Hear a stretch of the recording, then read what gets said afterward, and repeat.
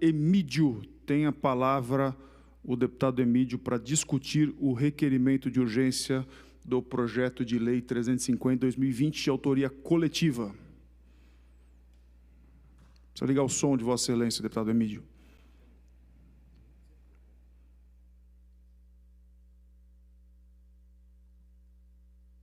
O som acho que é você aí que tem que ligar, aqui já está desativado, deputado Emídio. Agora sim, tem a palavra Vossa Excelência.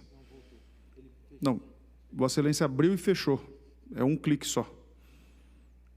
Aí sim, agora sim. Tem a palavra Vossa Excelência. Agora sim, perfeitamente, tem a palavra Vossa Excelência. Ok. Presidente, senhores deputados, senhoras deputadas, eu certamente não vou usar o tempo todo destinado ao deputado. Eu apenas quero fazer algumas considerações. Assim, eu acho louvável o esforço que tem sido feito. Certamente, cada deputado tem muitos projetos apresentados. Eu apresentei diversos e algumas sugestões apenas acolhidas. No meu caso, acolhida a questão de garantir aos trabalhadores da saúde que não podem voltar para suas casas hospedagem próxima aos locais que trabalham, né? Isso é uma medida importante, fornecimento de EPIs para todos. Eu realmente acho que é importante. Agora, eu acho que nós precisamos ir no limite do que do que é possível fazer dentro da Assembleia. Eu noto uma certa timidez nessa questão de avançar em gastos. O Congresso Nacional, a Câmara dos Deputados, tem avançado muito, muito mais na própria formulação do auxílio emergencial, foi muito mais construída dentro do Congresso do que via Executivo. O Executivo tinha proposto R$200. Foi a Câmara, a presidência da Câmara e do Senado que acabou conduzindo a medida que nos levou a essa situação. A mesma coisa sobre outras medidas, socorro a empresas que estão sendo feitas, a mesma coisa agora sobre o adiamento do Enem. Quando o governo decretou agora à tarde o adiamento do Enem, a Câmara já tinha construído maioria para fazê-lo.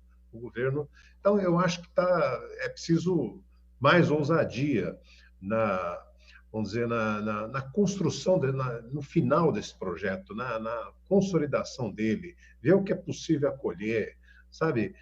Dialogar com o governo no sentido de buscar uma amplitude maior desse projeto. Senhor presidente, eu também queria dizer o seguinte: me preocupa essa situação do combate ao coronavírus em São Paulo, porque, muito embora algumas medidas estejam sendo tomadas, e eu não tenho problema, eu falo, nós não temos que estar ao lado nem de governador, nem contra o governador nessa matéria. Nós temos que estar ao lado do bom senso, e o bom senso indica que nós devemos reforçar a ideia de se ficar em casa, né, reforçar a ideia das medidas de higiene, mas o isolamento social em São Paulo ele continua a ter problemas, né?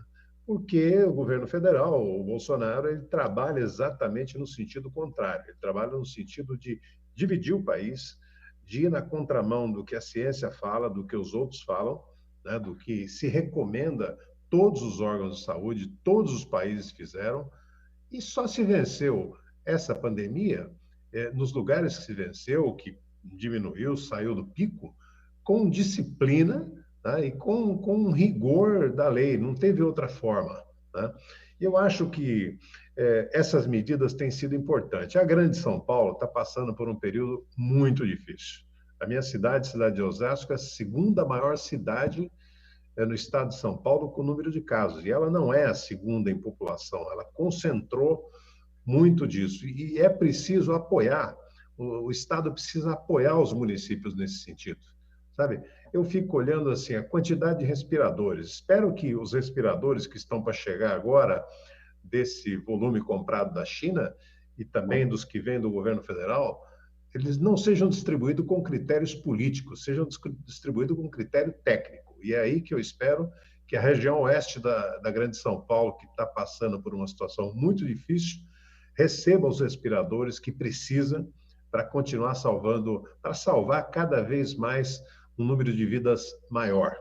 E eu espero cada vez mais ousadia no apoio também econômico às empresas. As empresas, as pequenas, as micro, as cooperativas, estão passando por uma dificuldade imensa na hora de obter crédito, na hora de conseguir pensar e manter emprego de alguém.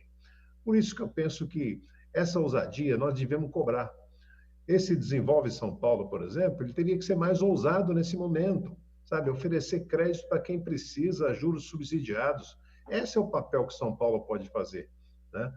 E como aqui a situação exige-se mais ousadia, porque aqui em São Paulo é o centro, é aqui onde está acontecendo as coisas, é o epicentro da epidemia no Brasil, sabe? Então, já que está sendo assim, vamos ser ousados também nas soluções, tanto do isolamento quanto do apoio. De um lado, a questão da saúde pública, de outro lado, a questão de reforçar economicamente as pessoas, as empresas, para não sofrer tanto. Então, eu apelo que, na finalização desse projeto, se contemple também outras reivindicações importantes de todos os deputados, como aqui apresentada pelo deputado Zé Américo, que eu subscrevo, da questão da saúde, da questão da cultura, do apoio aos artistas. E não é os grandes artistas, os artistas famosos, os artistas, é aquele que toca no bar, sabe, à noite, que toca na noite, toca no restaurante, é aquele que ele faz pequenos shows, é contratado, é o artista de circo, é o artista... Então, acho que nós precisamos ter ousadia um pouco mais na finalização desse projeto. Era isso, senhor presidente, senhores deputados, o que eu tinha nessa tarde.